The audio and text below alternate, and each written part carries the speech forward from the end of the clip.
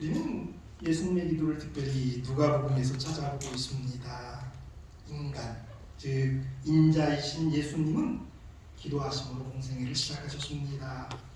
그분이 침례받으면서 공생애가 시작되셨는데 그분께서 침례받으시고 기도하실 때에 성령이 그에게 비둘기같이 임하셨던 것을 우리는 보았습니다. 기도로 당신의 사역을 시작하셨던 그분은 기도로 마치는 그런 모습을 오늘 우리는 보게 됩니다. 그러니까 인간 예수님은 그의 인생을, 그의 공생애를 기도로 시작하시고 기도로 마무리하신 것입니다. 예수님께서 6시간 동안 십자가에 매달려 계셨습니다. 그러면서 7번 말씀을 하셨다라고 전해집니다. 그래서 그것을 한자로는 가상칠언이라고 이야기합니다. 첫 번째가 아버지여 저들을 사하여 주옵소서. 두 번째 오늘 내가 나와 함께 낙원에 있으리라. 세 번째 여자여 보소서 아들이니이다. 네 번째 엘리 엘리 라마 사박다니. 다섯 번째 내가 목마르다. 여섯 번째 다 이루었다. 일곱 번째 내 영혼을 아버지 손에 부탁하나이다. 이렇게 7번의 말씀을 하셨습니다. 이 7번의 말씀이 다 기도는 아닙니다.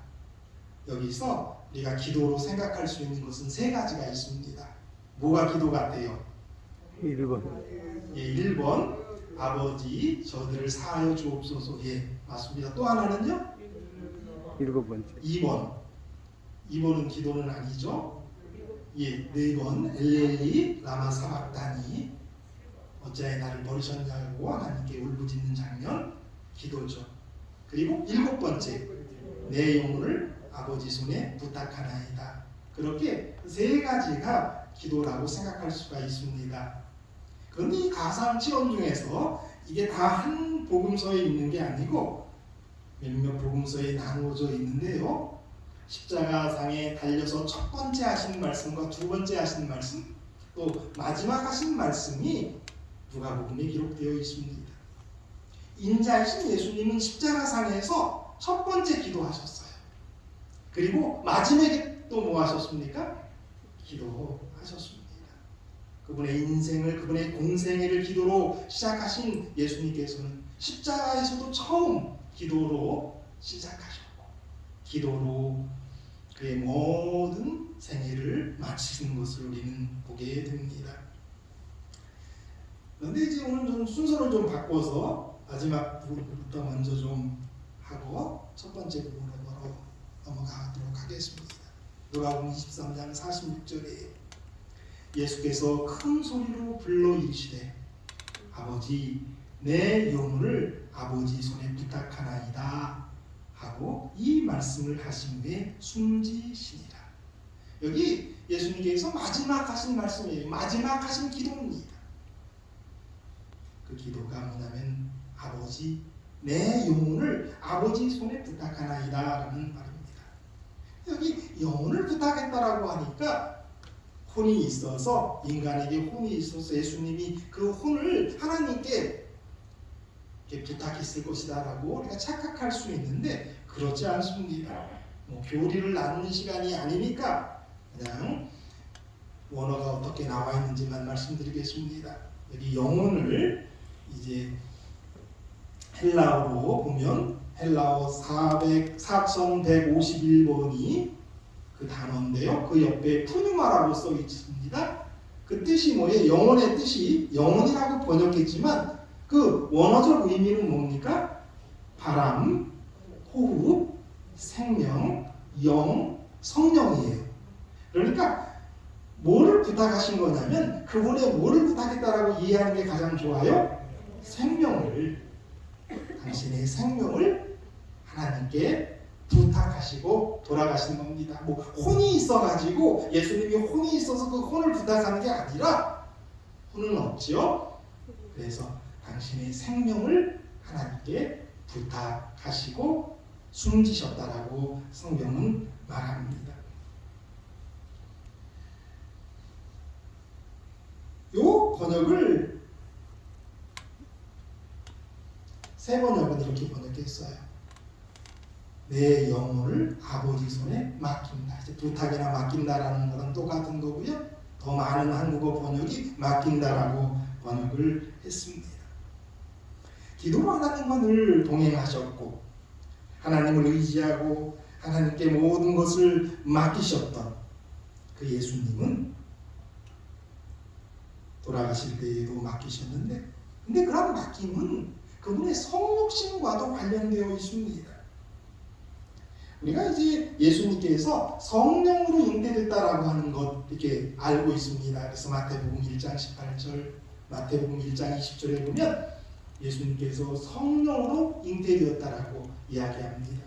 근데 누가복음은 다른 한 가지를 더 말씀하고 있는데, 말씀을 보면요, 누가복음 1장 35절입니다.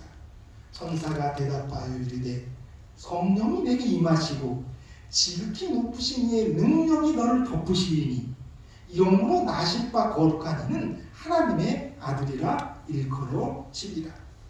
여기 우리 예수님의 성육신에 누가 또 함께 하셨다라고 이렇게 말하고 있어요?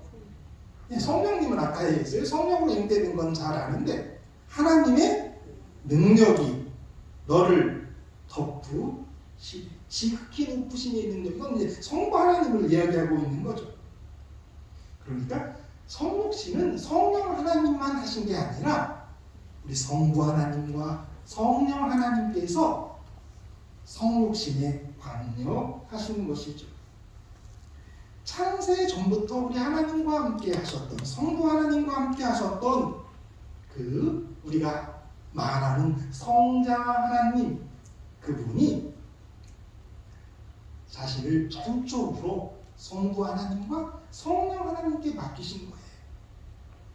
또 이제 성령으로 잉태에 대해서 마리아에 이제 나셨는데, 이제 사람이 나는 것은 정자와 난자가 만나서 이제 잉태하게 되는 거예요. 그러면 성육신의 첫 번째 과정은 좀 이게 하나님과 관련돼서 설명하는 거니까 되게 좀 우리가 좀 속되게 표현할 수밖에 없지만, 이게 표현하지만 그걸 그냥 쉽게 이해한다면 이런 거예요. 성부 하나님의 능력과 성령의 힘이 우리 성자이셨던 원래 그 예수님이셨던 분을 이렇게 작게 만들어서 정자처럼 만드셔서 마리아에게 잉태하게 하시는 거예요. 그것이 성육신의 시작이라고 이야기할 수 있어요. 좀 속되지만 그게 성육신이거든요. 그러니까 우리 예수님은 원래 하나님이셨어요. 원래 처음부터 하나님이셨어요. 그런데 그분이 전적으로 하나님께, 성부 하나님과 성령 하나님께 자기를 이렇게 완전히 맡기셔서 그렇게 작아지셔서 잉태되도록 당신을 맡긴 것이 성육신의 시작이란 말이에요. 그래서 이 성경에 우리가 이제 원래 성부 하나님이 따로 있고 성자 하나님이 따로 있고 성령 하나님 이렇게 우리가 구분되어서 이야기하지만, 우리가 성자 하나님이다라고 말할 수 있는 것은 저는 여기에 근거를 둘 수 있다라고 생각해요. 하나님의 아들이라 일컬어지리라. 그렇게 전적으로 당신을 맡기시고 그분의 능력으로 그분을 아버지 삼아서 잉태되셨기 때문에 하나님의 아들이라 일컬어지는 거예요. 그래서 우리는 그분을 뭐라고 부르는 거예요? 성자라고 부르는 거예요.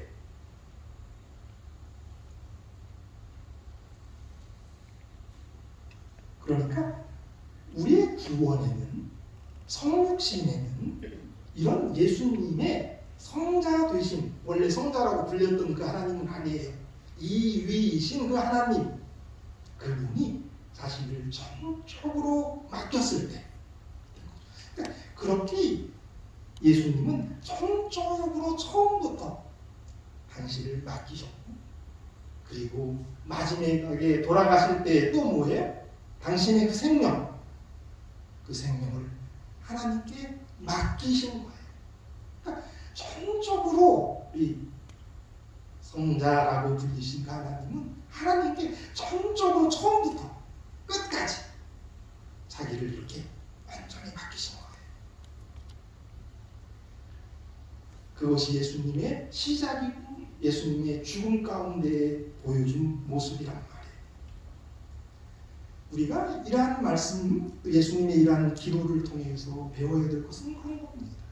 우리도 뭐 그렇게 태어나는 건 아니지만 하나님의 능력 안에서 우리가 태어났습니다. 그러면 우리도 예수님처럼 우리 끝날 때까지 우리 하나님께 우리를 맡겨야 된단 말이에요. 성경은 우리가 맡겨야 될 것이 몇 가지 있다라고 말씀하시죠. 시편 37편 5절 내 길을 여호와께 맡기라. 시편 55편 22절 내 짐을 여호와께 맡기라.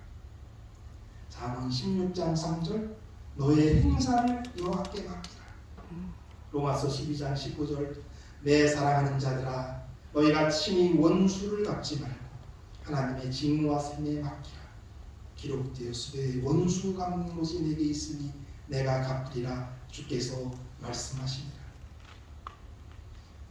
베드로전서 5장 7절 너희 염려를 다 주께 맡기라. 예수님께서 그런 삶을 사셨고요. 성경은 그래서 우리가 맡겨야 될 것들이 있다라고 말해요. 우리의 길을 우리의 짐을 맡기라고 하셔요. 우리의 길 가운데에는 어쩌면 병이라고 하는 또 암이라고 하는 그러한 것이 이렇게 놓여 있었는지 몰라요. 그러나 그 길을 우리 하나님께 맡기라고 말씀하셔요. 그 병의 짐도 맡기라고 말씀하십니다. 살면서 많은 짐들이 우리에게 있죠.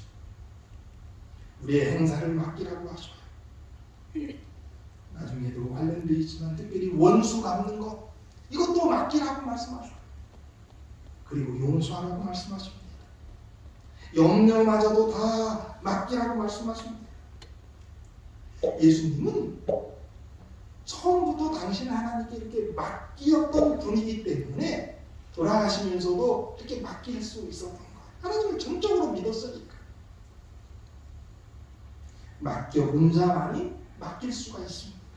아멘. 맡기는 것이 생활에 되는 그런 사람만이 자기의 그 생명도 맡길 수 있는 거예요.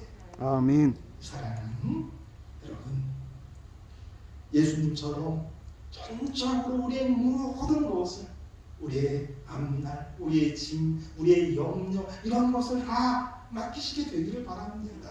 아멘. 그런 것이 습관화가 돼야 돼요. 그런 사람만이 죽음의 문턱에서도 자기 생명을 맡길 수 있는 거예요. 그래서 평소에 그리고 모든 것을 하나님께 맡기시는 저와 여러분이 되기를 바랍니다. 아멘. 모든 것을 우리가 지금부터 맡기다가 우리의 숨이 닿을 때 우리의 생명도 하나님께 맡겨야 될 줄 압니다. 아멘. 그래서 그의 마지막 기도가 무슨 기도였다? 그의 생명을 맡기는 기도였다. 저와 여러분도 우리의 마지막 기도가 우리의 생명을 하나님께 맡기는 기도가 되기를 주의 이름으로 축원합니다. 아멘. 이제 십자가상에서 첫 번째 하시는 기도 한번 생각해 보겠습니다. 이에 예수께서 이르시되 아버지 저들을 사하여 주옵소서 자기들이 하는 것을 알지 못함이니이다. 예수님께서 십자가상에서 첫 번째 드린 기도는 저들을 사해달라고 기도하신 겁니다. 예수님께서 돌아가실 때에 정말 용서가 어디까지 하는 것이 용서인지 진정한 용서가 무엇인지를 이렇게 보여주시는 장면입니다. 그러면 용서에 대해서 계속 말씀해 오셨습니다. 마태복음 6장 14절에서 15절 너희가 사람의 잘못을 용서하면 너희 하늘 아버지께서도 너희 잘못을 용서하시려니와 너희가 사람의 잘못을 용서하지 아니하면 너희 아버지께서도 너희 잘못을 용서하지 아니하시리라. 주기도문과 관련돼서 이어지면서 계속해서 이 부분에 대해서 말씀하셨습니다. 우리가 사람의 잘못을 용서하면 우리 하나님이 우리의 잘못을 용서하시고, 우리의 잘못을 용서하지 아니하면 우리 하나님이 우리의 잘못도 용서하지 않으실 거다라고 가르쳐 주셨단 말이에요. 얼마만큼 용서해 줘야 되냐고 했을 때에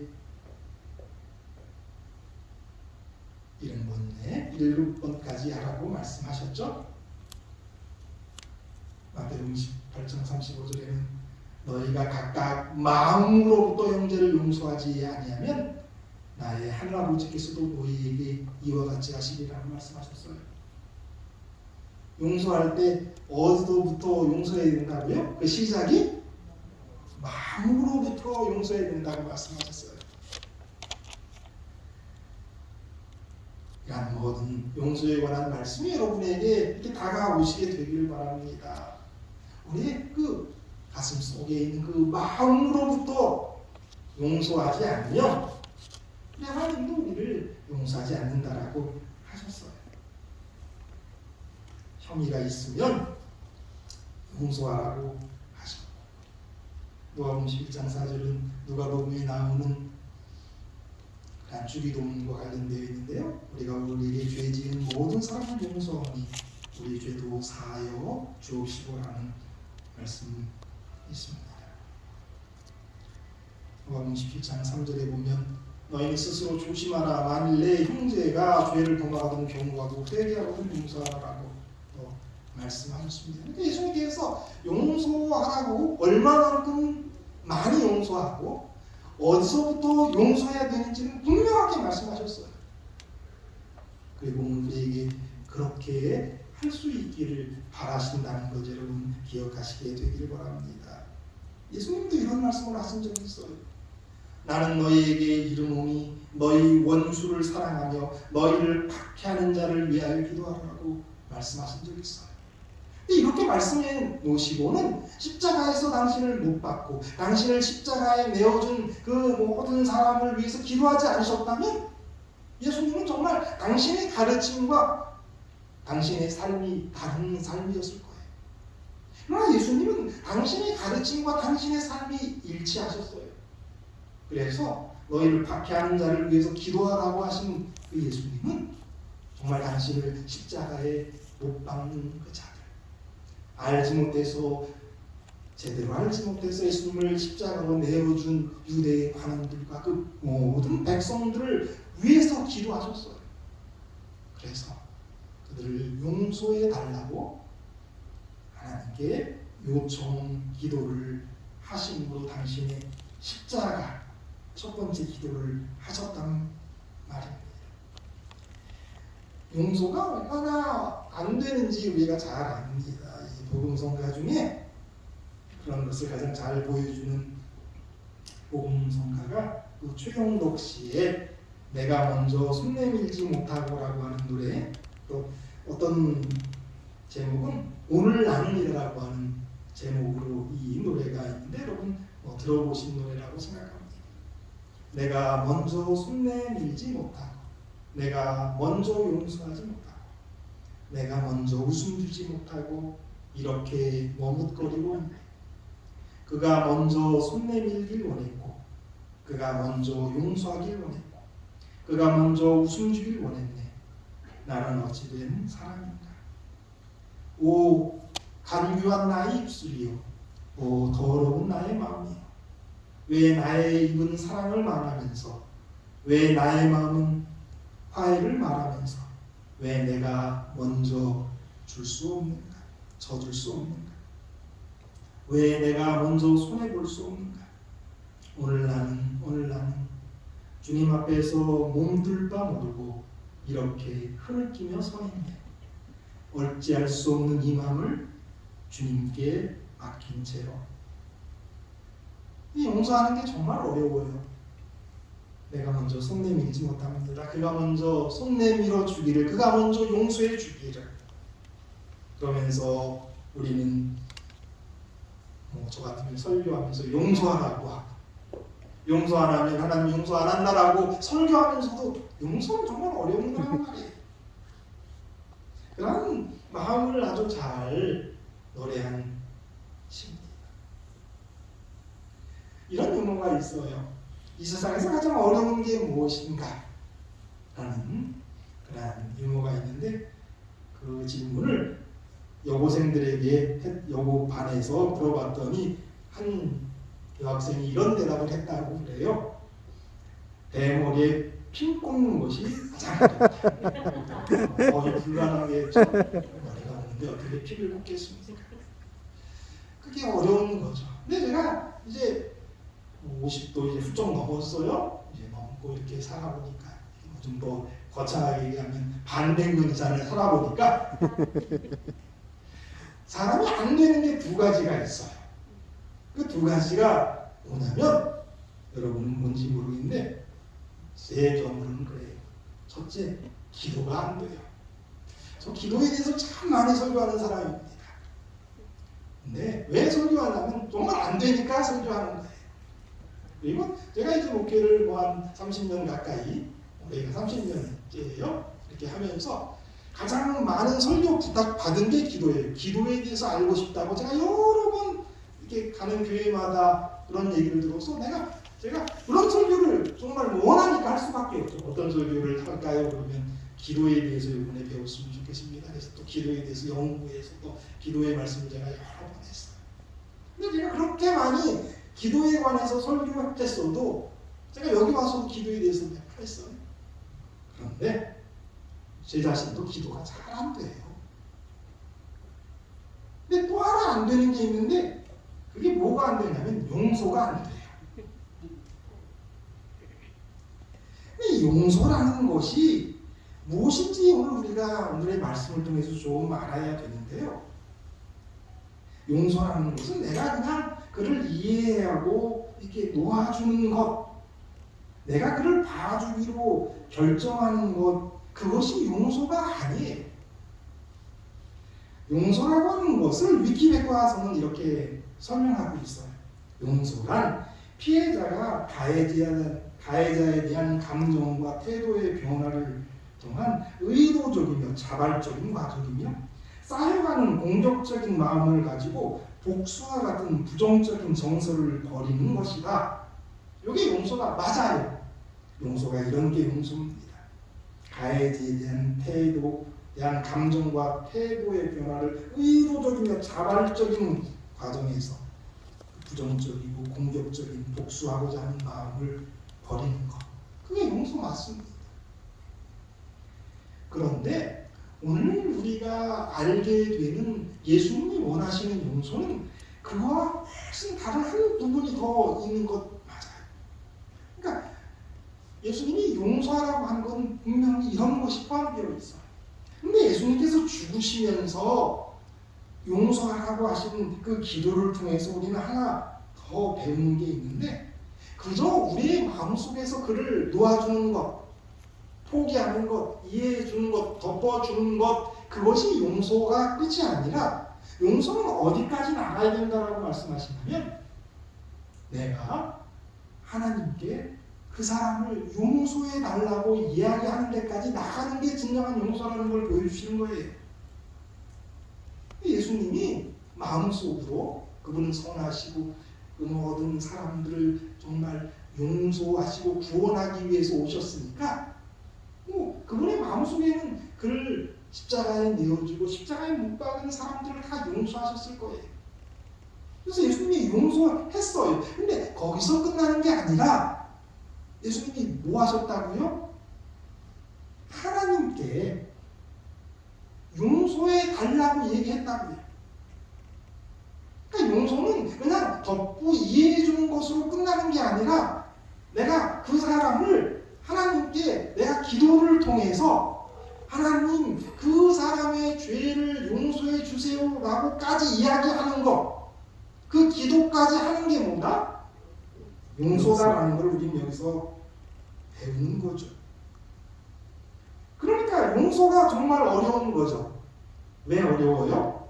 제가 살아보니까 안 되는 게 두 개가 있는데 뭐가 안 된다고 그랬어요? 기도가 용서가 안 되는데 용서의 궁극적인 예수님이 보여주신 가장 좋은 완전한 용서는 뭐가 포함되어 있는 거예요? 용서도 하고 기도도 하고 기도도 하고 그 사람을 위해서 기도까지 해야 되니까 그게 안 되는 거예요. 정말 어려운 거죠. 왜 우리가 그렇게 살아야 할까요? 왜 우리가 그렇게 용서하고 그 사람을 용서해달라고 하나님께까지 나아가서 기도해야 될까요? 그것이 예수님의 뜻이고 그래야 가장 완전하게 용서하고 그래야 우리가 그렇게 용서받을 수 있기 때문이라는 거예요. 아멘. 이런 것이 얼마나 어려운지 한 인물을 통해서 좀 이야기하기를 원해요. 예수님처럼 살고 예수님처럼 죽고 싶었던 한 사람이 있어요. 그 사람이 누구냐면 스데반 집사였습니다.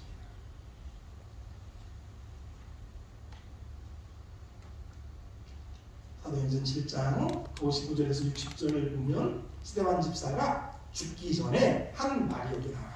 기도가 나와요.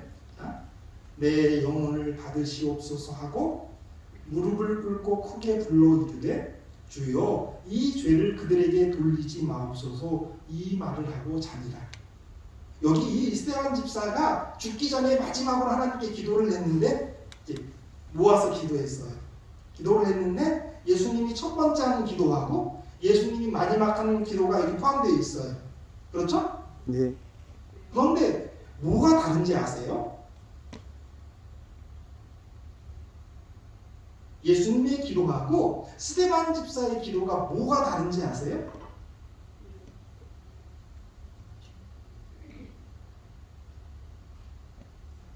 잘 모르시겠어요? 순서가 달라요. 예수님은 뭐부터 기도했다고요?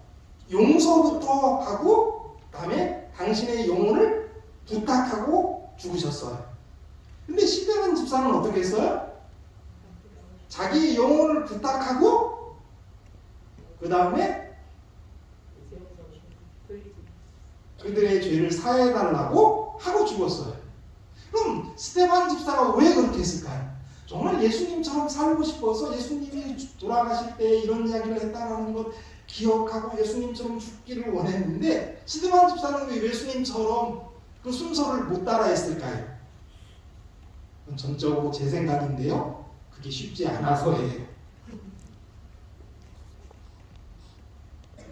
스데반 집사가 이렇게 기도한 이유를 저는 이렇게 생각을 해요. 그냥 용서가 잘 안 됐어요. 자기를 향해서 자기가 하나님의 말씀을 전하고 있는데 자기를 죽이고 자기에게 돌을 던져요. 그런데 용서는 해야 되는데 쉽지 않았던 것 같아요. 그래서 그러니까 그 순간에 자기의 영혼을 하나님께 의탁을 해요. 내 영혼을 받아달라고 예수님처럼. 그러니까 뭐가 따라붙었냐면 그들의 죄를 용서해 달라는 이야기가 따라붙을 수 있었단 말이에요.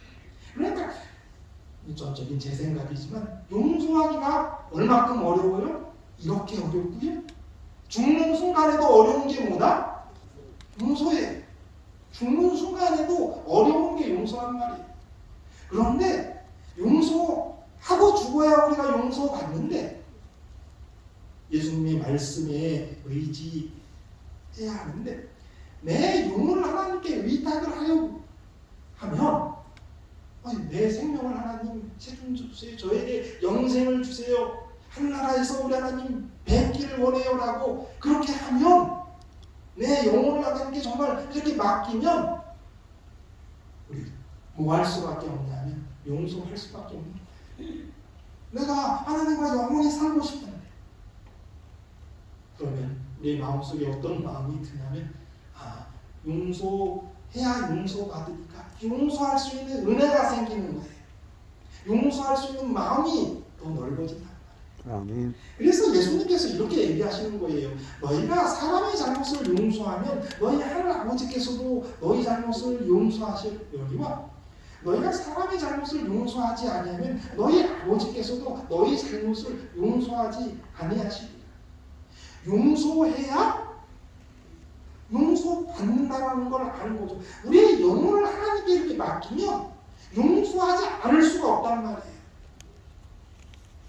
그래서 스데반 집사는 예수님처럼 죽고 싶었지만 순서가 바뀌어서 자기의 영혼을 먼저 하나님께 의탁하고 나니까 용서가 되고, 그래서 그들을 용서해 달라고 하면서 죽을 수가 있었다라는 것 여기 이야기합니다. 예수님은 다르시죠.